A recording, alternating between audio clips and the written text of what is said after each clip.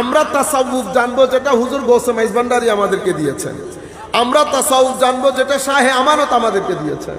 আমরা তাসাউফ জানবো যেটা মখদুম শাহ মখদুম রহমতুল্লাহ আলাইহি আমাদেরকে দান করেছেন। এর পর্বে আমরা যদি পূর্বের দিকে যাই, আমরা বলবো যেটা ইমাম গাজালি, হুজ্জতুল ইসলাম ইমাম গাজালি দান করেছেন, অথবা আল্লামা ইকবাল আসরারে খুদি, যেটাকে আমরা আমাদের এশিয়া মহাদেশের মাসনাবি বলি।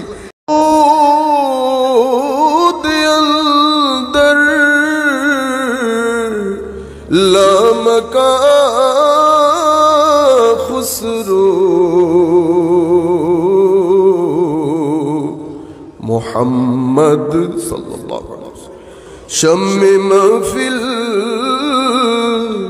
বুদ শব যায় কে মনবুদম সলাতুনিয়া رسول الله عليكم سلام يا حبيب الله عليكم بسم الله الرحمن الرحيم وما أرسلنا من رسول إلا بلسان قومه ليبين لهم فيضل الله من يشاء ويهدي من يشاء وهو العزيز الحكيم صدق الله مولانا العظيم وصدق رسوله النبي الحبيب الكريم। উপস্থিত আজকের এই আজিমুশ-শান মিলাদ মাহফিলের সম্মানিত সদরে মজলিস, আওলাদে গৌসে মাইজ ভান্ডারী দ্বয় এবং আজকের এই অনুষ্ঠানের অন্যতম প্রধান আকর্ষণ আমাদের সকলের শ্রদ্ধার এশিয়া উপমহাদেশের প্রখ্যাত আলেমে দ্বীন হুজুর আল্লামা মুফতি ইব্রাহিম আল কাদরি সাহেব কিবলা মুদ্দাজিল্লুল আলী। আজকের এই অনুষ্ঠানে ইতোপূর্বে যিনি আলোচনা করেছেন চট্টগ্রাম বিশ্ববিদ্যালয়ের ইসলামিক স্টাডিজ বিভাগের সম্মানিত চেয়ারম্যান, আমাদের অত্যন্ত শ্রদ্ধার ডক্টর আল্লামা বুরহান সাহেব কিবলা মুদ্দাজিল্লুল আলী। স্টেজে উপবিষ্ট সম্মানিত সুদীজন, সম্মানিত উলামায়ে কেরাম, সম্মানিত শ্রোতা মণ্ডলী, বিশেষ করে অনলাইনের মাধ্যমে যারা যেখান থেকে আমাদেরকে দেখছেন অথবা আমাদের আলোচনা শুনছেন, আমরা সকলের প্রতি সশ্রদ্ধ সালাম রেখে আমাদের আজকের আলোচনা, সংক্ষিপ্ত আলোচনা শুরু করছি। আসসালামু আলাইকুম ওয়া রাহমাতুল্লাহি তাআলা ওয়া বারাকাতুহু। আমাদের সময় অত্যন্ত সংক্ষিপ্ত। আপনারা আমাদেরকে একটা বিষয় দিয়েছেন, যতদূর জানি সুফিবাদের সামাজিক এবং ভৌগোলিক প্রেক্ষাপট। আমি দুইটা শব্দ শুধু আপনাদের এই বিষয়ের উপর বলবো। আমরা যখন বক্তব্য দিতে আসি তো আমরা শ্রোতা দেখতে হয়, শ্রোতা দেখতে হয়। শ্রোতার উপর বেস করে আমরা বক্তব্যগুলো বারবার পরিবর্তন করতে হয়। কিছু বক্তব্য আছে একাডেমিক, এই বক্তব্যগুলো যখন আমরা সেমিনার সিম্পোজিয়ামে করি, একজন আরেকজনের সাথে ইন্টারাকশন করি, কথাবার্তা বলি, তখন ডায়ালগ হয়, একজনের সাথে আরেকজনের এক্সচেঞ্জ অফ ওপিনিয়ন্স হয়, তখন একটা কনক্লুশনে আমরা পৌঁছতে পারি। আমি যদি ওই আন্দাজে এখানে কথা বলি সেটা আপনাদের বিরক্তির কারণ হবে। আরেকটা মূল বিষয় আমি আপনাদের সামনে তুলে ধরতে চাই, যে জায়গাটাতে আমরা মনে হয় আরেকটু নজর দেওয়া দরকার। সুফিবাদকে দুইভাবে স্টাডি করা হয়। সুফিবাদকে পড়ার ধরন দুইটা। একটাকে আমরা বলি ইবনে সিনা বা ইবনে রুশদের মতো করে পড়া, আর একটা হচ্ছে ইমাম গাজালির মতো করে পড়া। আমরা যদি সেটাকে আরো সহজ ভাষায় বলি তো এভাবে বলবো, একটা হচ্ছে মৌলভী রুম, আর একটা হচ্ছে মাওলায়ে রুম। একটা হচ্ছে নিরেট ইকবাল, আর একটা হচ্ছে আল্লামা ইকবাল। একটা হচ্ছে নিরেট গাজালি, আর একটা হচ্ছে হুজ্জতুল ইসলাম ইমাম গাজালি। আমি এই যে ব্যক্তিগুলার নাম নিলাম, এই ব্যক্তিগুলার নাম নিয়েছি এই কারণে ওনারা সুফিবাদ স্টাডি করেছেন। সুফিবাদকে স্টাডি করার দুই নিয়ম আপনারা বোঝার জন্য সহজভাবে যদি বলি, একটা হচ্ছে দর্শন শাস্ত্রের চোখ দিয়ে সুফিবাদকে দেখা, দর্শন শাস্ত্রের চোখ দিয়ে সুফিবাদকে দেখা। আরেকটা হচ্ছে কোরআন ও সুন্নতের আলোকে ইমাম কুশাইরি, ইমাম তুসি, সরি সাকতি, মারুফ করখি, সাহল তুস্তরি, জুনায়দ বুগদাদি, বায়েজিদ বিস্তামি, জুন্নুন আল মাসরি, হাবিব আল আজমি, এই সমস্ত বুজুর্গ, ওনারা হচ্ছেন প্রথম যুগের বুজুর্গান। ওনাদের যুগের পরবর্তী ব্যাচ এই যে ইমাম তুসি বললাম, ইমাম কুশাইরি বললাম, ওনাদেরও পরবর্তী ব্যাচ হুজুর দাতা গঞ্জ বখশ আলী হুজবেরি, ওনাদের দৃষ্টিতে তাসাব্বুফ। অতঃপর পরবর্তীতে হুজুর ইমামে গৌসুল আজম আব্দুল কাদের আল জিলানী রাদিয়াল্লাহু তাআলা আনহু, হুজুরেরও কিছুদিন পূর্বে ইমাম হুজ্জাতুল ইসলাম ইমাম গাজালি। তো আমরা যারা তাসাউফ নিয়ে লেখাপড়া করি, আমরা এটাকে প্রধানত দুই ভাগে ভাগ করি। আমরা বলি একটা হচ্ছে দর্শনের চোখ দিয়ে তাসাউফকে জানা, আরেকটা হচ্ছে রেসালাতুল মুস্তারশিদিন হারেস আল মুহাসিবিন এবং ইমাম কুশাইরির রেসালা, যেটাকে রেসালা কুশাইরি বলি, অথবা দাতা গঞ্জ বখশ আলী হুজবেরির কাশফুল মাহজুব থেকে শুরু করে ইমাম গাজালির ইহয়া উলুমিদ্দিন, এটার মাধ্যমে তাসাউফকে জানা। আমাদের এখানে সুফিবাদ বিষয়ক যখন বক্তব্য আসে, দুই ধরনের ব্যক্তি বক্তব্য দেন। এক ধরনের ব্যক্তি যখন বক্তব্য দেন, উনি ইবনে সিনা, ইবনে রুশদ দর্শনের দৃষ্টিকোণ থেকে তাসাউফকে পড়ে ওনারা আপনাদের সম্মুখে ফিলোসফিক্যাল বক্তব্যগুলো প্রদান করেন। ওনারা কখনো আরবিতে অ্যাক্সেস না থাকার কারণে আমাদের যে অরিজিনাল তাসাউফ, আমি আজকেও আস্তে আস্তে ঢাকার মধ্যে এক ব্যক্তি আমাকে একটা বই দিয়েছে, তাও তাসাউফের, ইংরেজি। তা আমি প্রথম 2-3 পৃষ্ঠা পড়ার পর আমার আইডিয়া হয়ে গেছে যে উনি তাসাউফকে বুঝতে চেয়েছেন, যে আন্দাজে তাসাউফকে তুলে ধরেছেন, এটা ইবনে সিনা, ইবনে রুশদ বা দর্শনের দৃষ্টিতে তাসাউফ। দর্শনের দৃষ্টিতে তাসাউফ আমাদের জানার দরকার নাই। আমরা তাসাউফ জানবো যেটা হুজুর গৌসে মাইজভান্ডারী আমাদেরকে দিয়েছেন। আমরা তাসাউফ জানবো যেটা শাহে আমানত আমাদেরকে দিয়েছেন। আমরা তাসাউফ জানবো যেটা মখদুম শাহ মখদুম রহমতুল্লাহ আলাইহি আমাদেরকে দান করেছেন। এর পর্বে আমরা যদি পূর্বের দিকে যাই, আমরা বলবো যেটা ইমাম গাজালি, হুজ্জাতুল ইসলাম ইমাম গাজালি দান করেছেন, অথবা আল্লামা ইকবাল আসরারে খুদি, যেটাকে আমরা আমাদের এশিয়া মহাদেশের মাসনাবি বলি, আসরারে খুদির মধ্যে যেই তাসাউফ আমাদেরকে শিখিয়েছেন, আমরা ওই তাসাউফের কথা বলি। তাইলে তাসাব্বুফ, সুফিবাদ, এটা দুইভাবে স্টাডি হয়। একটা স্টাডি আমরা বলি দর্শনের দৃষ্টিতে, আর একটা স্টাডি আমরা বলি আমল, যেটা আমাদেরকে হযরতে জুনায়েদ বুগদাদি বলেছেন মাযহাবুনা, আমাদের যে সুফিবাদ মুতাআল্লিক, এটা সম্পৃক্ত কোরআন এবং সুন্নতের সাথে। কোরআন এবং সুন্নতের সাথে আমাদের যে মাযহাব, আমাদের যে মাসলাক, আমাদের যে মাশরাফ, এটা এগুলার সাথে সম্পর্কিত। কোরআন সুন্নাহর বাইরে হযরতে জুনায়েদ বুগদাদি বলছেন, তুমি যদি কাউকে দেখো হাওয়ার মধ্যে উড়তে, কাউকে যদি দেখো তুমি পুকুরের মধ্যে হাঁটতে, তো মনে করবা যে তার উপর শয়তান ভর করেছে। এটা কোনো সুফিবাদ না, এটা কোনো কারামাতও না। আপনারা বুঝতে পেরেছেন? এটার একটা কনসেপচুয়াল ক্লারিটির জন্য খুব প্রয়োজন ছিল। দ্বিতীয় যে বিষয় হচ্ছে সাবজেক্ট নির্ণয়ের ক্ষেত্রে আমরা যদি তাসাউফের কিছু মূল বিষয় আমাদের আলোচনার সুযোগ হয়, তাহলে আমাদের সাধারণ জনগণ জানতে পারবে তাসাউফ জিনিসটা কি। আমরা তো সত্যিকার অর্থে তাসাউফের সংজ্ঞাই ভালো করে পড়তে পারি নাই, এবং তাসাউফের উসুল যেগুলা আমাদেরকে সুফিয়ায়ে কেরাম দিয়ে গেছেন, সেই বিষয়গুলো ভালো করে অধ্যয়ন করতে পারি নাই। তবুও যেহেতু বিষয়টা দেওয়া হয়েছে, আমি আপনারা বুঝেন মতো করে যতটুকু মাওলাই করিম আমাকে তৌফিক দান করেন। সামাজিক এবং ভৌগোলিক প্রেক্ষাপট বলেছেন, প্রেক্ষাপট। আপনারা দেখবেন এই প্রেক্ষাপট বিষয়টা বোঝার জন্য আমরা পবিত্র কোরআনে আমরা বলি কি শানে নুজুল, এটা কি ইংরেজিতে আমরা বলি কনটেক্সট। কোনো একটা টেক্সট রেভেলেশনের ক্ষেত্রে, অবতীর্ণের ক্ষেত্রে একটা কনটেক্সট থাকে, ওই কনটেক্সটটাকে আমরা শানে নুজুল বলি, মানে আয়াত অবতীর্ণের প্রেক্ষাপট, আয়াত অবতীর্ণের প্রেক্ষাপট। এভাবে প্রত্যেক আয়াতের, এটা একটু করে মনোযোগ দিয়ে শুনবেন, প্রত্যেক আয়াতের অবতীর্ণের যেমন একটা প্রেক্ষাপট থাকে, তো আয়াত দুই ধরনের হয়। কয় ধরনের? দুই ধরনের। একটাকে আমরা বলি আয়াতে মাসতুর, আরেকটাকে বলি মনজুর। একটা মান্তুক, একটা তদবিনের মধ্যে, তদবিনী যেই আয়াত পবিত্র কোরআনের মধ্যে আছে, এটাকে আমরা বলি মাসতুর। এটা তদবিনী, এটা আয়াতে লেখা আছে, পবিত্র কোরআনে লিখিত হয়েছে, এটাকে আমরা বলি মাসতুর। আরেকটা আয়াত হচ্ছে মনজুর, যেটা আমার নজরে আসে। পুরা পৃথিবী হচ্ছে আল্লাহর আয়াত, আল্লাহর আয়াতে পরিপূর্ণ। নবমণ্ডল, ভূমণ্ডল, মহাশূন্য, সমুদ্র, পাহাড়, পর্বত, স্বামী স্ত্রী, সব কিছু আমার আল্লাহ বলেছেন এগুলো আয়াতে ইলাহি। তো আল্লাহর আয়াত তথা নিদর্শন দুই ধরনের, একটা কোরআনে পাকের মধ্যে গচ্ছিত, আরেকটা পুরা পৃথিবীর মধ্যে ছড়ানো ছিটানো, অর্থাৎ নবমণ্ডল এবং ভূমণ্ডলের প্রতিটা কণা, প্রতিটা অণু পরমাণু, যা আল্লাহ রাব্বুল আলামিনের অস্তিত্বের প্রমাণ বহন করে।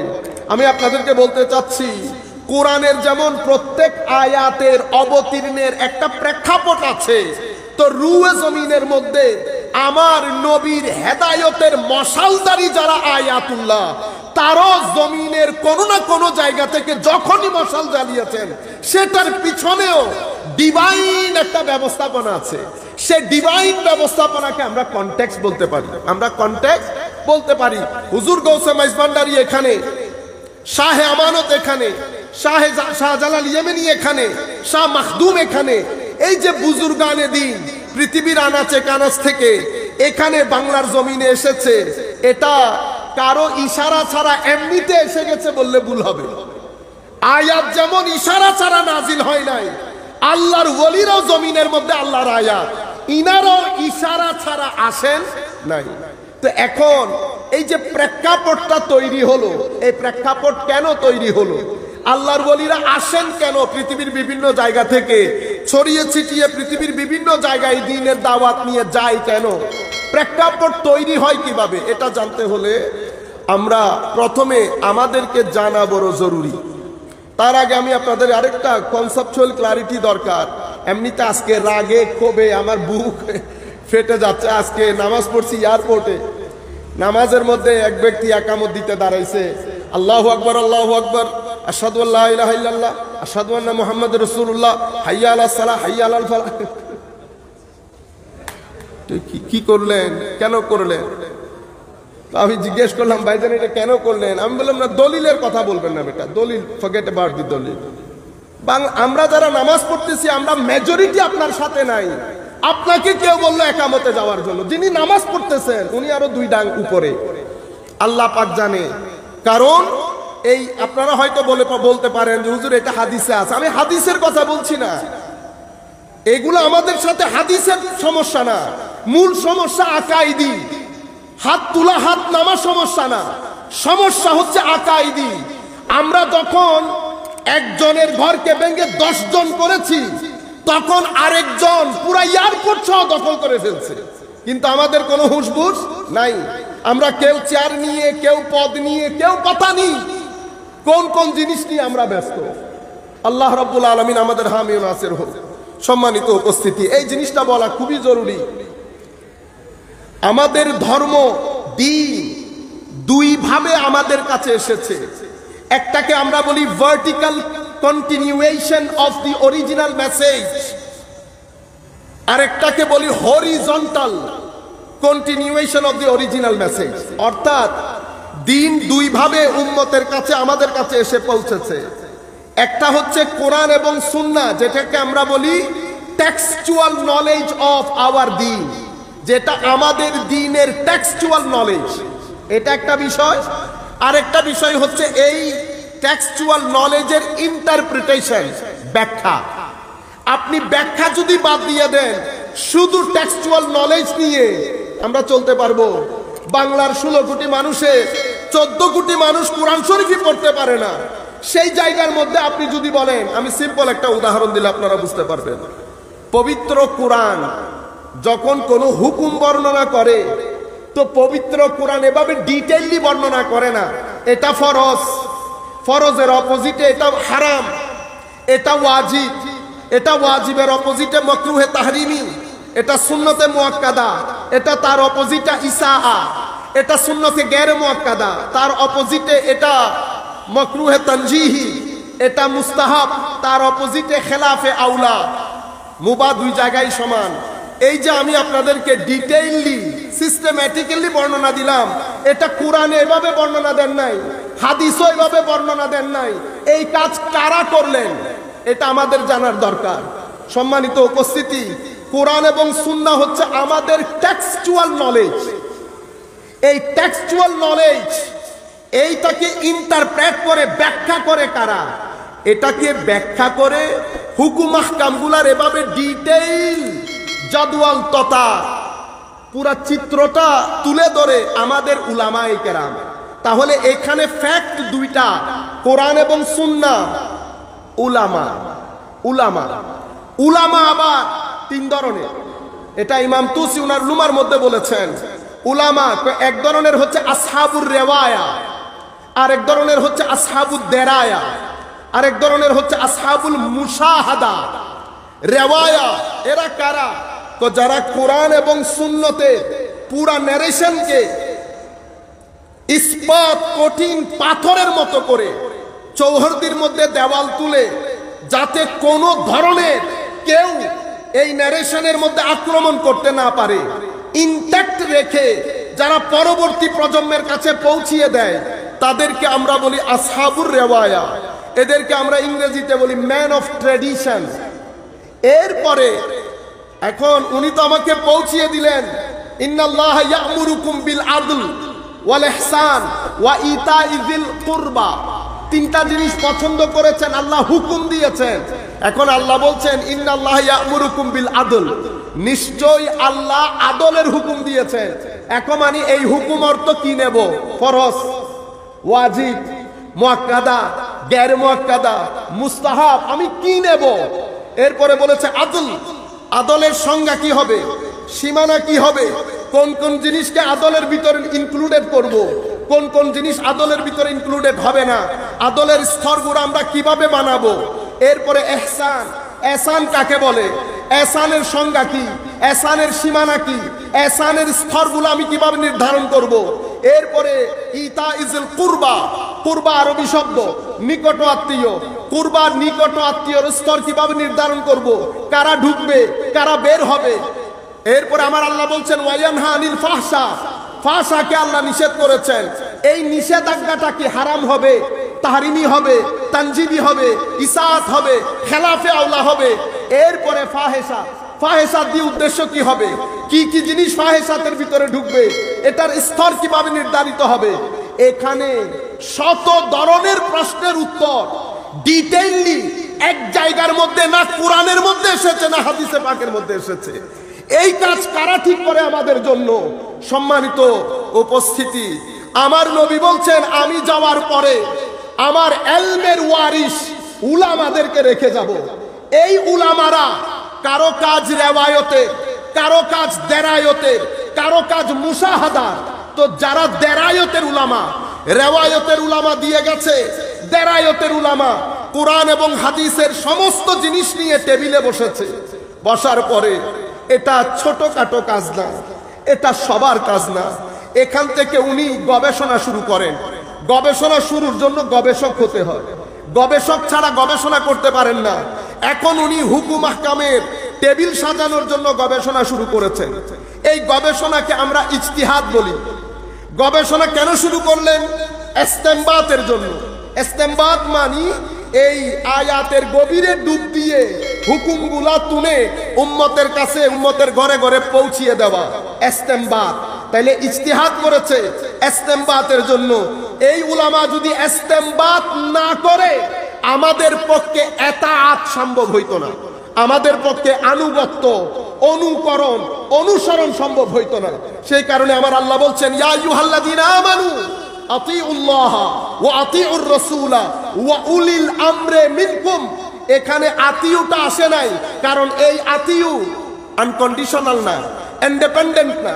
আমার নবীর যেটা, এটা আনকন্ডিশনাল, ইন্ডিপেন্ডেন্ট। কিন্তু উলামাদের যে অনুকরণ, আনুগত্য, সেটা ইন্ডিপেন্ডেন্ট, সেটা কানেক্টেড করে দিয়েছে রাসূল করিম রউফ রহিম সাল্লাল্লাহু আলাইহি ওয়াসাল্লামের সাথে। এই উলামারা যাদেরকে আমরা গুরুত্ব দেই না, এই উলামারা ইজতিহাদ করেন, ইস্তেমবাত করেন, ইস্তেমবাত করে উম্মতের এতাআতকে সহজ করে দেন। আজকে আপনি আমিন কেউ বলছেন, কেউ বলতেছেন না। যদি আমার নবী এভাবে উলামা দিয়ে না যেতেন, আমরা কঠিন পরিস্থিতির সম্মুখীন হতো। শুধু তাই না, ওয়ালিল মুতাল্লাকাতে আলাল মারুফ হাক্কান আলাল মুত্তাকিন। আপনি বিবাহ বিচ্ছেদ যাদের হয় তাদেরকে ভরণ পোষণ দিতে হয়, এটা কোরআনের কথা। তো ভরণ পোষণ কত দিব, কিভাবে দিব, কখন থেকে দিব? এরপরে কোরআন বলছে হাক্কান আলাল মুত্তাকিন। হাক্কান আলাল মুত্তাকিন মানে ভরণ পোষণ কি শুধু মুত্তাকিরা দিবে? কোরআনের ভাষা অনুযায়ী তো হাক্কান আলাল মুত্তাকিন, মুত্তাকিনদের দায়িত্ব। এখন এটা দিয়ে উদ্দেশ্য কি, এটা আমি বলতে পারবো না। এটার জন্য ফুকাহায়ে কেরাম রয়েছে, এটার জন্য কারা? ফুকাহায়ে কেরাম রয়েছে। এই জন্য প্রত্যেক সময়ে আমার আল্লাহ ফকিদের তিনটা গ্রুপ, হয় মুসলেহ, নয় মুজাদ্দিদ, নয় মুজতাহিদ। প্রত্যেক যুগে উম্মতে মুসলেহ তো থাকবেই, সময়ের চাহিদা অনুযায়ী আল্লাহ মুজাদ্দিদও পাঠান, সময়ের চাহিদা অনুযায়ী আল্লাহ মুজতাহিদও পাঠান। আমি আপনাদেরকে যে জিনিসটা বুঝাতে চাচ্ছি যে আমাদের দ্বীনের দুইটা কন্টিনিউয়েশন, একটা টেক্সচুয়াল মেসেজ সামনের দিকে যাচ্ছে। আপনারা ইউথ জিজ্ঞেস করেন যে কোরআন সুন্নাহ তো নাজিল হয়েছে 1400 বছর আগে, তো এখনকার যুগে কোরআন হাদিস, এখনকার যে মাসলা মাসায়েল, আধুনিক যে মাসলা মাসায়েল, সমাজনীতির ক্ষেত্রে, রাষ্ট্রনীতির ক্ষেত্রে, আমাদের ব্যাংকের ক্ষেত্রে, ফাইন্যান্সিয়াল ইনস্টিটিউশনের ক্ষেত্রে, এই অবস্থায় ইসলাম সমস্যার সমাধান কিভাবে দেবে? মনে রাখবেন, কোরআন এবং সুন্নাহ এটা অপরিবর্তনীয়, এভারলাস্টিং। এখানে কোনো পরিবর্তন, পরিবর্ধন, পরিমার্জন, সংযোজন, বিয়োজন কোনো কিছুই সম্ভব না। এখন পরিবর্তনীয় পরিস্থিতির সাথে দ্বীন ইসলামকে খাপ খাওয়াবে কারা? পরিবর্তনীয় পরিস্থিতিতে উদ্যত যে প্রশ্নগুলা ইমার্জ করে, সেই প্রশ্নগুলার উত্তর কারা দেবেন? সেই কারণে আমার নবী সাল্লাল্লাহু আলাইহি ওয়াসাল্লাম ইরশাদ করছেন, আমার উম্মতের উলামা, হযরত ইমাম তুসি বলছেন এনারা তিন ক্যাটাগরি। রেওয়ায়েতের গুলা রেওয়ায়েতের কাজ করবে, আপনি নতুন কোন রেওয়ায়েত সমাজকে বলতে পারবেন না। দেরায়তের গুলা রেওয়ায়েতের ভিতরে ডুব দিয়ে হুকুম আহকাম বের করে, হুকুম আহকামের লিস্ট ঠিক করে দিয়ে যাবেন। এদেরকে বলা হয় ফকিহ, এদেরকে বলা হয় মুফতি। আবার মুফতি মানে আমাদের দেশে যে আপনারা সমানে বলা বলি করেন সেরকম না, কিছু জিনিস আপনারা না করলে খুব ভালো হয়। যত্রতত্র মুফতির ব্যবহার, যত্রতত্র আলেমের ব্যবহার। এখানে যিনি বিজ্ঞ আলেম আমাদের উস্তাদ সমতুল্য রয়েছেন, ওনাদের সম্মুখে এই আন্দাজে কথা বলা আমরা বেয়াদবি মনে করি, তবুও হুজুররা সাথে থাকলে সাহস থাকে, ভুল ত্রুটি হইলে পরবর্তীতে ক্ষমা করে দিবেন, পরবর্তীতে শুধরাইও দিতে পারবেন। এই ধরনের লোকদের সামনে আমাদেরকে যখন পরিচয় করাবেন, তখন যত মিনিমাম পর্যায়ে রাখা যায় আমাদের জন্য সম্মানের এবং আমাদের জন্য কমফোর্ট জোন মনে করতে পারেন। আমি আপনাদেরকে যে জিনিসটা বোঝাতে চাচ্ছিলাম, দুই ধরনের ক্যাটাগরি শেষ। তৃতীয় ক্যাটাগরিকে বলে আসহাবুল মুশাহাদা। আসহাবুল মুশাহাদা কারা? আসহাবুল মুশাহাদা হচ্ছে যারা সাহেবুল মাকামে ওয়াল হাল। সাহেবুল মাকামে ওয়াল হাল মানি, মনে রাখবেন, একটা হচ্ছে মৌলভী রুম আর একটা হচ্ছে মাওলায়ে রুম। হুজুর জালালউদ্দিন রুমি বলেন নাই, মৌলভী হারগিজ নাশুদ মাওলায়ে রুম। যদি আল্লাহ তৌফিক দেন, আমার খুব পছন্দের এই টপিকটা, যে মৌলভী থেকে মাওলায়ে রুম পর্যন্ত সফর, অথবা অর্থনীতিবিদ ইকবাল থেকে আল্লামা ইকবাল হয়ে গড়ে ওঠার সফর, অথবা গাজালি থেকে ইমাম হুজ্জাতুল ইসলাম গাজালি হওয়ার সফর। এটা এই জায়গার মধ্যে আসহাবুদ দেরায়া থেকে আসহাবুল মুশাহাদা কেমনে হয়? আসহাবুদ দেরায়া থেকে আসহাবুল মুশাহাদার জন্য আমাদের মাওলাই করিম আমাদেরকে দুই ধরনের এলমের ব্যবস্থা করেছেন এখানে। এক ধরনেরকে আমরা বলি জালি, আর এক ধরনেরকে আমরা বলি খাফি। এটা ইবনে তাইমিয়া সহ, ইমাম শৌকানি সহ, ইবনে জৌজি সহ আমরা আমাদের উস্তাদের কাছে পড়েছি, স্পষ্ট মনে আছে আমার। জালি এবং খাফি। তো জালি মানে প্রকাশ্য জ্ঞান, যেটা বইয়ের মধ্যে লিপিবদ্ধ হয়। এটার জন্য, এটা অর্জনের জন্য আকল লাগে, পঞ্চ ইন্দ্রিয় লাগে। আমরা বলি হাওয়াসে খামসা, হাওয়াসে খামসা। আকল, হাওয়াসে খামসা, উস্তাদ, কিতাব, এগুলা হচ্ছে জালি, প্রকাশ্য জ্ঞান অর্জন করার নিয়ম নীতি। আর সুন্নত ইলাহি হচ্ছে এলমের জন্য উস্তাদ লাগবে, এলমের জন্য বই লাগে। উস্তাদ এবং বই বাদে এলমে জালি অর্জিত হয় না, এটা সুন্নতে ইলাহি। সুন্নতে ইলাহি। আমার নবীর জন্য কোরআন আছে, সমস্ত নবী রাসূলের জন্য আল্লাহ কিতাব নাজিল করেছেন। মুসা আলাইহিস সালামকে আল্লাহ রাব্বুল আলামিন খিদিরের কাছে পাঠিয়েছেন, এটা সুন্নতে ইলাহি। আপনি যদি মনে করেন গুগল শিখে ফেলবেন, তাহলে আপনি সুন্নতে ইলাহির বাইরে চলে গেলেন। এরপরে আরেকটা জ্ঞানকে আমরা বলি খাফি। খাফি এটা অপ্রকাশ্য জ্ঞান, এটার জন্য উস্তাদ দরকার হয় কিন্তু বই দরকার হয় না।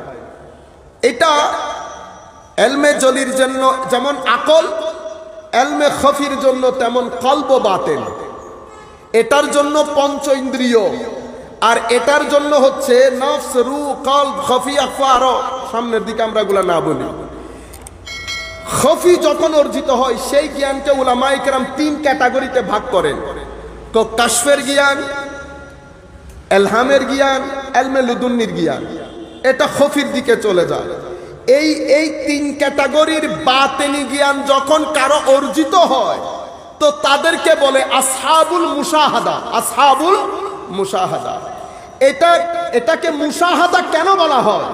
এই জায়গার মধ্যে বড় আজীব একটা জিনিস আমার এখনো মনে আছে। আমাদের দীর্ঘ ডিবেট হয়েছিল, অনেক বড় প্রফেসর, আমরা নাম না বলি, দীর্ঘ প্রফেসর, জ্ঞান কি, হোয়াট ইজ নলেজ, মা হুয়াল ইলম, এটার উপর। এখন আমাদেরকে আল্লাহ আকল দিয়েছে, আকল দিয়ে আমরা মুখস্থ করি, চোখ দিয়ে দেখি। চোখ যদি না দেখে, কান যদি না শুনে, আকল মুখস্থ করতে পারে না, মানে নিজের ভিতরে ধারণ করতে পারে না। এখন আকল ধারণ করে কি? আকল ধারণ করে আমি বই পড়লাম, এই বইয়ের শব্দগুলো আমার মুখস্থ হয়ে গেছে।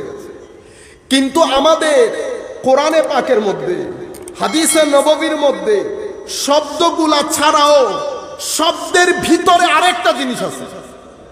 সেটা কি? তো সেটা নূরে রব্বানি। এই নূর, এটা হেদায়েতের নূর। একটা জিনিস শব্দ, বই পড়ে ফেলেছি কোরআনে পাকের শব্দগুলা, তো একটা হচ্ছে শব্দগুলা আপনি পড়লেন, আকলের মধ্যে ধারণ করলেন।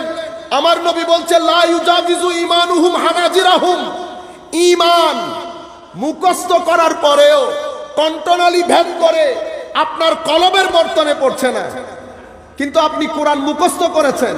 আমার নবী বলছে এমন ভাবে কোরআন পড়বে ঠোঁট ভিজা থাকবে। তাহলে ভিজা ঠোঁটের কোরআনে পাক আপনাকে হেদায়েত দিচ্ছে না, কিন্তু আপনি নামাজও পড়ছেন, মানুষ দেখছে আপনি কোরআন পড়ছেন, মানুষ দেখছে আপনি কোরআন দিয়ে দলিল দিচ্ছেন, কিন্তু আমার নবী বলছে দিন থেকে বের হয়ে যাবে। কেন বের হয়ে যাবে? কারণ আপনি শব্দের মারপেচ থেকে বের হতে পারেন নাই। আমার আল্লাহ 2টা জিনিস বান্দাকে দান করেছেন, মুখস্থের জন্য আকল দান করেছেন। যেই জিনিস, যেই সূরা মুখস্থ করেছেন, সেই কোরআনের ভিতরে নূরের অংশটা আপনি কলবের ভিতরে হেফাজত করতে হয়। এখন নূর হয় কলবের ভিতরে যাবে অথবা বইয়ের মধ্যে থেকে যাবে। কলবের ভিতরে যাইতে হলে কলবের একটা বিজ্ঞান আছে, কলবকে আপনি তৈরি করতে হয়। এটাকে বলে recipient of the divine knowledge, recipient of the divine wisdom. এখন আপনি ভিতরের জিনিসটাকে পরিষ্কার কি করে করবেন? আমি কিভাবে নিজেকে রিসিপিয়েন্ট বানাবো? এই উত্তর যারা দেয় তাদেরকে আমরা বলি যে স্কুলে এটা পড়ানো হয়, সে স্কুলকে আমরা তরিকতের স্কুল বলি। আমাদের তরিকতের স্কুল অনেক, কোনোটা কাদেরিয়া স্কুল, কোনোটা চিশতিয়া স্কুল, কোনোটা নকশবন্দিয়া স্কুল। এক এক স্কুলের এক এক ধরন, কিন্তু সমস্ত স্কুল শিখায় এক জিনিস, আপনি কলবের বর্তন পরিষ্কার করে হেদায়েতের নূর ধারণ কিভাবে করবেন, এই রাস্তায় উন্নতি কিভাবে দেবেন। এটা এলম দিয়ে হয় না। জালালউদ্দিন রুমির ভাষায় যেটা আমরা বুঝতে পারছি, আল্লামা ইকবালের ভাষায় যেটা আমরা বুঝতে পারছি, হুজ্জাতুল ইসলাম ইমাম গাজালির ভাষায় যেটা আমরা বুঝতে পারছি, এটা শুধু কিতাবের জ্ঞান দিয়ে হয় না। এটা কি দিয়ে হয়? ইমাম জালালউদ্দিন রুমি বলছে মৌলভী কখনো মাওলায়ে রুম হতে পারতো না যদি শামস তাবরেজের সিনার সাথে 6 মাস অতিক্রম করতে না পারতো, তো মৌলভী কখনো মাওলায়ে রুম হতো না। ইকবাল অর্থনীতিবিদ হিসেবে, দার্শনিক হিসেবে ইংল্যান্ডের রাস্তায় রাস্তায় ঘুরতো। ইকবাল আল্লামা উপাধিতে ভূষিত হতো না যদি ইকবাল তার জীবনে জালালউদ্দিন রুমির মসনবির সমুদ্রে ডুব না দিত। গাজালি থেকে যেত। গাজালি পাগল হয়ে গেছে, গাজালি ইউনিভার্সিটি ছেড়ে দিয়েছে। লোকাল ডাক্তাররা বলেছেন গাজালির কোনো চিকিৎসা নাই, গাজালি পাগলের মতো হয়ে গেছে। কারণ গাজালি মৌলভী ওই সীমাবদ্ধতার মধ্যে থাকতে চায় না। গাজালি মাওলায়ে রুম হতে চায়, গাজালি হুজ্জাতুল ইসলাম হতে চায়, গাজালি আল্লাহর ইশকের সমুদ্রের মধ্যে ডুব দিতে চায়। এই গাজালি সব কিছু ছেড়ে ছুড়ে দামেস্কের জমিনে চলে যায়। দামেস্কের জামে মসজিদের মধ্যে খতিব সাহেব দার্স দিচ্ছেন, সেই দার্সের মধ্যে 2-3 পাতা পর পর বলে ওয়াকাল আল গাজালি হা কাজা, ওয়াকাল আল গাজালি হা কাজা। গাজালি এই বিষয়ে অভিমত ব্যক্ত করেন। সাধারণ মানুষ তো আর জানে না গাজালি জায়গার মধ্যে বসা। গাজালি বলেছে যে এই জায়গার মধ্যে আমার পক্ষে সম্ভব না, সবকিছু ছেড়ে ছুড়ে হেরেমে পাকের মধ্যে ইমাম জুয়াইনির সাথে সাক্ষাৎ শেষ পর্যন্ত। সেই কারণে আমরা বলি গাজালির 2 জীবন, মা ক্বাবলা ইহয়া উলুমিদ্দিন, মা বাদা ইহয়া উলুমিদ্দিন। একটা হচ্ছে ইহয়া উলুমিদ্দিনের আগের গাজালি, আর একটা হচ্ছে ইহয়া উলুমিদ্দিনের পরের গাজালি। মানুষ ইহয়া উলুমিদ্দিনের আগের গাজালিকে স্মরণে রাখে নাই, মানুষ স্মরণে রেখেছে ইহয়া উলুমিদ্দিনের পরের গাজালিকে। মানুষ ইকবালকে স্মরণে রাখে নাই, মানুষ আল্লামা ইকবালকে স্মরণে রেখেছে। মানুষ মাওলায়ে রুমকে স্মরণে রেখেছে, মৌলভীকে স্মরণে রাখে নাই। এটা এশকের এক আজীব তামাশা। আমার মনে হচ্ছে আমার মাওলা বুদই ইমান এই জায়গার মধ্যে রেখেছেন। কারণ যদি শুধু আকল দিয়ে হতো তাহলে আমার নবীর থুতু মুবারক নিয়ে লোশনের মতো করে রাবিং করা, মুখে বুকে লাগানো সাহাবায়ে কেরামের পক্ষে সম্ভব হতো না। কারণ আকল বলছে এটা থুতু, এশক বলছে এটা থুতু মুবারক। আকল বলছে নিও না, এশক বলছে নিয়ে মুখেও লাগাও বুকেও লাগাও। আকল বলে চুল, এশক বলে চুল মুবারক। আকল বলে নিও না, এশক বলে নেও, ধারণ করো, সাথে রাখো। আকল বলে এটা নোক, এশক বলে নোক মুবারক। আকল বলে এটা ব্যবহৃত অজুর পানি, এটা জায়েজ নাই। এশক বলে এটা মাহবুবের অজুর পানি, এটা সাথে রাখো, মুখে লাগাও, বুকে লাগাও। সাহাবায়ে কেরাম আকলের রাস্তা দিয়ে হাঁটে নাই। আমার নবীর ক্ষেত্রে সাহাবায়ে কেরাম এশকের রাস্তা দিয়ে হেঁটেছে, আদবের রাস্তা দিয়ে হেঁটেছে। মনে রাখবেন, শুধু যদি সিম্পল ডিলিংস হতো তো হযরতে মুআজকে যখন আমার নবী বলছে ইয়া মুআজ, মুআজ জবাব দিতে পারতো নাম ইয়া সাইয়্যিদি। আমরা আরব দেশে গেলে এই জবাবই দেই, এটাও সম্মান সূচক। বন্ধুদেরকে নাম বলি, সম্মানিত হলে নাম ইয়া সাইয়্যিদি বলি। কিন্তু মুআজ বলছে লাব্বাইকা ওয়া সাদাইকা ইয়া রাসূলুল্লাহ, এটা আদব। আমার নবী জিজ্ঞেস করেন আজকে কোন দিন? লক্ষাধিক সাহাবায়ে কেরাম জানেন আজকে কোন দিন, কিন্তু সবাই এক বাক্যে বলছে আল্লাহু ওয়া রাসূলুহু আ'লামু, আল্লাহ এবং আল্লাহ রাসূল খুব ভালো জানেন। বি আবি ফারুকে আজমের মতো জলিলুল কদর সাহাবী বলেন বি আবি আনতা ওয়া উম্মি ইয়া রাসূলুল্লাহ, হুজুর আপনার কদমে আমাদের মা বাবা কুরবান। সম্মানিত উপস্থিতি, এই যে এশক, এই এশকের ধারা সাহাবায়ে কেরামের মাধ্যমে, আউলিয়ায়ে কেরামের মাধ্যমে আমাদের পর্যন্ত পৌঁছেছে। কেন? কারণ আমরা মানুষ হিসেবে আমাদেরকে আল্লাহ যে সেটিংস দিয়েছেন, সেটিংস আমাদের এখানে আকল রেখেছেন, এখানে কলব বাতেন পেটও রেখেছেন। মানুষকে শুধু খাওয়ালে হয় না, মানুষ সৃষ্টিগতভাবে কিছু জিনিস দাবি করে। আপনি খাওয়াইলেন, মানুষকে সম্মান দিলেন না, মানুষ রিঅ্যাক্ট করবে। আপনি মানুষকে টাকা পয়সা সবকিছু দিয়েছেন, মানুষকে অসম্মান করেছেন, মানুষ রিঅ্যাক্ট করবে। সবকিছু দিলেন, মৌলিক অধিকার থেকে বঞ্চিত করেছেন, মানুষ রিঅ্যাক্ট করবে। এটা মানুষের নিয়ম, এটা পেটেরও নিয়ম, এটা বুকেরও নিয়ম। পেটের মধ্যে যদি আপনি এখন আমি যদি ভাপা পিঠা দেই, যাদের সুগার আছে ভাপা পিঠা দেই মিঠা টিটা দিয়ে 3টা খান, আপনি দেখবেন আপনার শরীর রিঅ্যাক্ট করবে, মানে আপনার সুগার বেড়ে যাবে। যাদের গ্যাস্ট্রিক আছে, অ্যাসিডিটির সমস্যা আছে, আপনি চনাচুর খান অটোমেটিক্যালি। কারণ যা আমার পেট চাচ্ছে না সেটা যখন আপনি পেটকে জোরপূর্বক দেবেন, পেট রিঅ্যাক্ট করবে। আমাদের শরীরের প্রত্যেকটা অঙ্গ প্রটেস্ট করে। মানুষকে আল্লাহ বানিয়েছেন একমাত্র দুনিয়ার মধ্যে একমাত্র প্রাণী যারা প্রটেস্ট করে, যারা নিজেদের অধিকার সচেতন, যারা সমতা চায়, যারা ডিসক্রিমিনেশন মেনে নিতে পারে না, যারা ইকুয়ালিটি চায়, যারা জাস্টিস চায়, যারা মোহাব্বত চায়। আমার এই শব্দগুলা খেয়াল করবেন, ইকুয়ালিটি চায়, জাস্টিস চায়, মোহাব্বত চায়। মানুষ ডিসক্রিমিনেশন পছন্দ করে না, মানুষ নিজের অধিকার সচেতন। মানুষকে আপনি যদি এই বিষয়গুলো থেকে বঞ্চিত করবেন, মানুষ রিঅ্যাক্ট করে। যেভাবে মানুষের পেট রিঅ্যাক্ট করে, পেটের মধ্যে সবকিছু দিয়েছেন ব্যালেন্সড ওয়েতে, কিন্তু আপনি সিনার ভিতরে যা দেওয়া দরকার তা দেন নাই, সিনা প্রটেস্ট করবে। সিনার কি দরকার? সিনা কোরআনের আয়াত, দরুদে পাক, আউলিয়ায়ে কেরামের নিসবত, বুজুর্গানে দ্বীনের সুহবত যদি আপনি সিনাকে না দেন খাদ্য রূপে, সিনা রিঅ্যাক্ট করবে। যেই হন আপনি, সিনা রিয়াক্ট যখন করে সোসাইটির মধ্যে কিছু ক্রাইম অটোমেটিক্যালি বেড়ে যাবে। সিনা যখন রিয়াক্ট করে, সিনার রিয়াক্টের মধ্যে দুইটা জিনিস থাকে, একটা হচ্ছে ডিপ্রেশন আর একটা হচ্ছে ডিজায়ার। সিনা যখন রিয়াক্ট করে সোসাইটির মধ্যে ডিপ্রেশন বেড়ে যাবে। এই ডিপ্রেশনের জন্য আমেরিকান সরকারকে কোটি কোটি ডলার বছরে খরচ করতে হয় ডিপ্রেশন থেকে বাঁচানোর জন্য।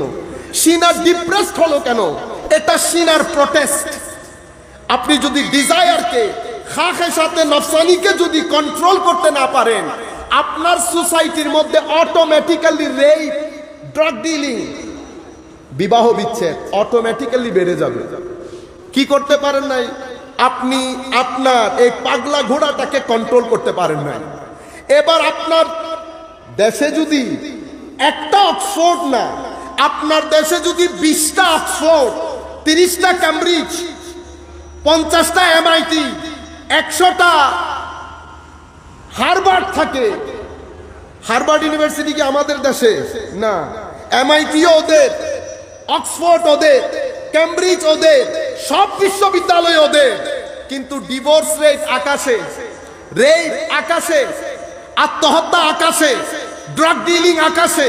এখন আমার প্রশ্ন করতে ইচ্ছে করে না যে এত বড় ইউনিভার্সিটি এত এত টাকা দেয়, কিন্তু আমার দেশের মধ্যে এই জায়গাগুলোতে কোনো উন্নতি আসতেছে না। কারণ MIT, ঢাকা বিশ্ববিদ্যালয়, চিটাং বিশ্ববিদ্যালয়, আমি যখন MIT বা হার্ভার্ডের নাম নিয়েছি, বাকি বিশ্ববিদ্যালয়ে তার নাম নিতে হচ্ছে না। যে কোনো বিশ্ববিদ্যালয় আপনি করেন, সমাজের মধ্যে গবেষণা হবে, রাস্তাঘাট পাকা হবে, আপনি লুঙ্গি থেকে স্যুট পরে ফেলবেন, বাস এতটুকু। কিন্তু সিনার খাদ্য সাফ হবে। এখানকার খাদ্য আসে না, এখানকার খাদ্য আসে মসজিদ থেকে, মাজারে পাক, খানেকা থেকে। এখানকার খাদ্য আসে উলামায়ে কেরামের মিম্বর, জুমার মিম্বর থেকে। জুমার মিম্বর, খানেকা, মাদ্রাসা, এগুলা থেকে সিনার খাদ্য আসে। আপনি যদি এদেরকে বন্ধ করে দেন, অথবা এদেরকে ইনঅ্যাক্টিভ করেন, অথবা এদেরকে অনবোর্ড না নিয়ে আপনি যদি শিক্ষার পলিসি বানান, আপনার দেশের রাস্তাঘাট উন্নত হবে, আপনি সুইসাইড রেট কমাতে পারবেন না, আপনি ড্রাগ ডিলিং কমাতে পারবেন না, আপনি বিবাহ বিচ্ছেদ কমাতে পারবেন না, ক্রাইম রেট কমাতে পারবেন না। আপনি যদি এই জায়গাতে কমাতে চান, আপনি অবশ্যই এই 3টা জায়গাকে অনবোর্ড নিতে হবে, তাদের কাছে আসতে হবে, তাদেরকে জিজ্ঞেস করতে হবে জাতির মোরাল এথিক্যাল ভ্যালিউসকে উন্নত কি করে করে। এই জায়গাতেই একটা প্রেক্ষাপট তৈরি হয় জাতির আত্মিক, জাতির মোরাল এবং এথিক্যাল ভ্যালিউসের ডেভেলপমেন্ট। এটা অটোমেটিক্যালি বাই নেচার এই প্রেক্ষাপট তৈরি হয়। যখন এই প্রেক্ষাপট তৈরি হয়, প্রেক্ষাপট তৈরি হওয়ার আগে আমার আল্লাহ, আল্লাহর ইশারাতে, আমার নবীর সরাসরি তদারকিতে, হুজুর গৌসুল আজম সহ আখতাবে জামানদের সরাসরি তদারকিতে মাওলাই করিম যেখানে যেই ধরনের সিনাওয়ালা ব্যক্তি দরকার, সেখানে সেই ধরনের সিনাওয়ালা ব্যক্তিদেরকে পাঠান। এই ধরনের ব্যক্তি 2 ধরনের হয়। কেউ আছে মহাসমুদ্র নিয়ে আসেন, ওনারা লাইট জ্বালান, একজন আসেন 100টা লাইট জ্বালিয়ে দেন। যিনি যেই একজন 100টা লাইট জ্বালিয়ে দেন, ওনাকে আমরা কুতুব বলি বা গৌস বলি। হুজুর গৌসে মেজবান্ডারি কেবলা কাবা সেই ধরনের একজন আল্লাহর ওলি। এবং আমি আমার আখেরি কথা বলে আমরা শেষ করব।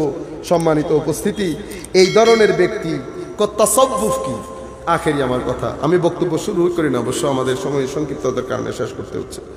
সূরা ফাতিহা হচ্ছে তাসাউফ। কিভাবে? আমি আমার শেখের কথাগুলো আমার কানে বাজতেছে, ওই কথাটা আপনাদের সাথে শেয়ার করছি।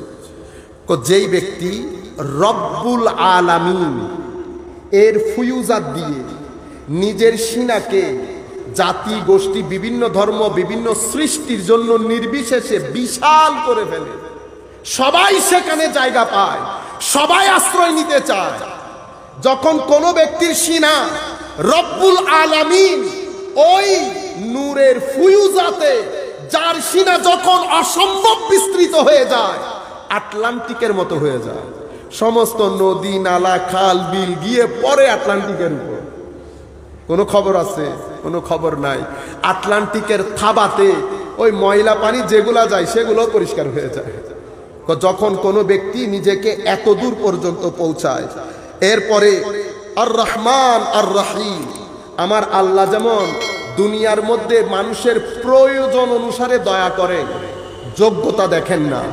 কোনো ব্যক্তি যখন আল্লাহর কোনো মর্দে হক যখন নিজের এই সিনাকে মানুষের জন্য দয়ার চাদর করে ফেলে, যেটা কোরআনে পাকের মধ্যে আমার আল্লাহ বলেছেন ওয়াল আফিনা আনিন নাস, মানুষ ক্ষমা চাইলেও ক্ষমা করে, ক্ষমা না চাইলেও ক্ষমা করে, মানুষকে ক্ষমাই করে দেয়, কোনো কিছু মাইন্ড করে না। কোনো ব্যক্তি যখন নিজের ভিতর জগৎকে এই আন্দাজে দয়ার চাদরে আবৃত করে, এরপরে ইয়াকা না'বুদু মালিকি ইয়াউমিদ্দিন, যখন কোনো ব্যক্তি নিজের পার্সোনালিটি, নিজের ইমেজকে আদালত, ব্যালেন্স, আমানত, এই দুইটার চাদরে যখন নিজেকে আবৃত করে, ইমব্যালেন্সড হয় না কখনো, নিজের জীবন থেকে আমানতের বিষয়টা কখনো ডিসঅ্যাপিয়ার হয় না, এক সেকেন্ডের জন্য ডিসকানেক্টেড হয় না, এই ব্যক্তি 3 নাম্বার। 4 নাম্বার হচ্ছে যেই ব্যক্তি হায় হায় ইজ্জতে নফস, মানে আল্লাহ বাদে নিজের প্রয়োজন, নিজের দুঃখ বেদনা যেই ব্যক্তি কারো সাথে শেয়ার করে না, সৃষ্টির ক্ষেত্রে বেনিয়াজ যেই ব্যক্তি হয়। আমার নবী সাল্লাল্লাহু আলাইহি ওয়াসাল্লামকে এক সাহাবী জিজ্ঞেস করছেন, ইয়া রাসূলুল্লাহ দুল্লানি আলা আমালিন, এমন একটা আমল শিখিয়ে দেন ইয়া রাসূলুল্লাহ যেটা করলে মানুষও ভালোবাসবে, আল্লাহও ভালোবাসবে। আমার নবী সিম্পল একটা কথা বলেছেন, ইজহাদ ফিদ দুনিয়া ইউহিব্বুকাল্লাহ, দুনিয়াতে থাকবে, দুনিয়া তোমার ভিতরে রাখবা না, আল্লাহ পছন্দ করবে তোমাকে। ওয়াজহাদ ফি মা আইদিন নাস ইউহিব্বুকান নাস আও কামা ক্বালা নবী সাল্লাল্লাহু আলাইহি ওয়াসাল্লাম। তো মানুষের সাথে থাকবা, কখনো মানুষ থেকে কোনো কিছু পাওয়ার আশা করবে না, সৃষ্টি তোমার পিছনে দৌড়াবে।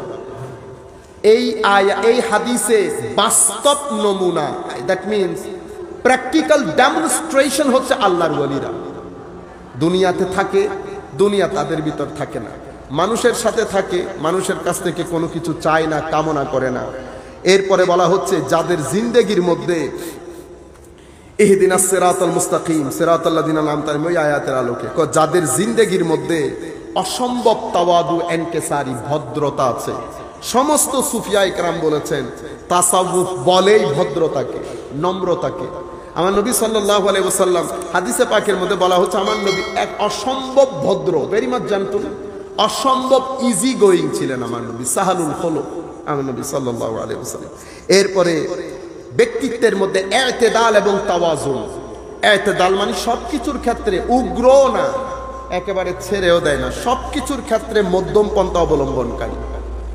ফাইনালি যেই ব্যক্তি এই জিনিসগুলা যার ভিতরে ধারণ করে এবং ওই তাকুয়ার কারণে, অতিমাত্রায় তাকুয়ার কারণে মাওলাই করিম তাদের হাতে একটা প্যারামিটার দিয়ে দেন, ফিতা। তারা ফিতা দিয়ে মেপে মেপে দেখতে পারে কোনটা হক আর কোনটা বাতিল। যখন আমরা দৌড়াদৌড়ি করি হক আর বাতিল বুঝার জন্য, আমার আল্লাহ তাদেরকে আস্তে করে একটা এক্সিট দিয়ে বের করে দেন, ইয়াজআল্লাকুম মাখরাজা, আমার আল্লাহ তাদেরকে একটা এক্সিট দিয়ে দেন। সেই এক্সিট দিয়ে তারা নিরাপত্তার সাথে তারও বের হয়, তাদের সাথে যারা মুরিদিন মুতাল্লিকিন তাকে তারাও বের হতে পারে। বাকি দুনিয়া ফিতনা ফাসাদের মধ্যে লিপ্ত থাকে। এটা আল্লাহ তাদেরকে এই প্যারামিটার দান করেন তাদের অতিমাত্রায় তাকুয়ার জন্য। এই 7টা জিনিস যার ভিতরে ধারণ করে সেই ব্যক্তি সুফি। এই ধরনের একজন সুফি প্রয়োজন প্রত্যেকটা রাষ্ট্রে, প্রত্যেকটা শহরে, প্রত্যেকটা গ্রামের, প্রত্যেকটা মানুষের। কেন? কারণ মানুষের সিনার খাদ্য সুফিয়ায়ে কেরাম ছাড়া ফুলফিল হয় না। আল্লাহ রাব্বুল আলামিন আমাদের যেই নিসবত হুজুর গৌসে মেজবান্ডারি রাদিয়াল্লাহু তাআলা আনহু আরদা ওয়া নাফা'না বিউলুমিহি ফিদ দারাইন আমিন। হুজুর আমাদের সাথে এই নিসবত আল্লাহর দরবারে আল্লাহ গ্রহণ করুক। হুজুর আমাদেরকে রুহানি ফুয়ুজাত দ্বারা ধন্য করুক। ওয়া মা আলাইনা ইল্লাল বালাগুল মুবিন। আসসালামু আলাইকুম ওয়া রাহমাতুল্লাহি তাআলা ওয়া বারাকাতুহু।